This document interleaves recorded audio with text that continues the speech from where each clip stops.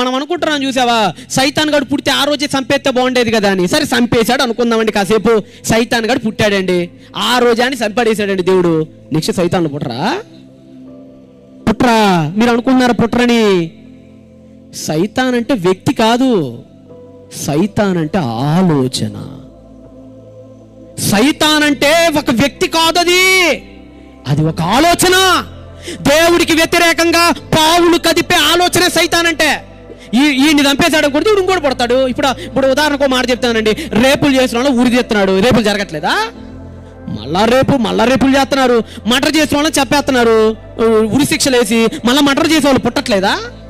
పిల్లల్ని మానభంగం చేసే వాళ్ళని ఫోక్సో చట్టం వేసి ఉరి చేస్తున్నారు, అందుకని పిల్లల్ని మానభంగం చేయటం వాళ్ళు ఆగిపోయారా? మళ్ళీ పుట్టట్లేదా?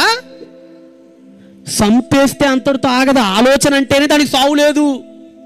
వ్యక్తులనైతే చంపొచ్చు, శక్తులైనా చంపొచ్చు, ఆలోచన ఏం చంపుతాం?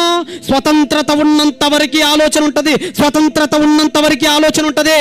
ఒకవేళ దేవుడు అప్పటికప్పుడే సైతాన్ని చంపేసినా ఇంకోడు పడతాడు, ఆడిపోతే ఇంకోడు, ఆడిపోతే ఇంకోడు, ఆడిపోతే పుడతానే ఉంటారు. అది ఆలోచన అండి. ఆలోచనకు అంతం లేదు, ఆలోచనకు పరిమితి లేదు. అది ఆలోచన చావాలి ఫస్ట్, వ్యక్తిని చంపితే అయిపోదు. దేవుడు అదే అనుకున్నాడు, సరేరా ఈయన చంపేశాను రా, ఇంకో దూత తిరుగుబాటు చేయదా ఏంటి? ఆయనకి తెలుసు చేస్తారు, అందుకని ఈయన చంపకూడదు మనం, ఈయన అసలు చంపకూడదు మనం, ఈయన్ని ఉపయోగిద్దాం. ఎలా ఉపయోగించాలో అలా ఉపయోగిద్దాం.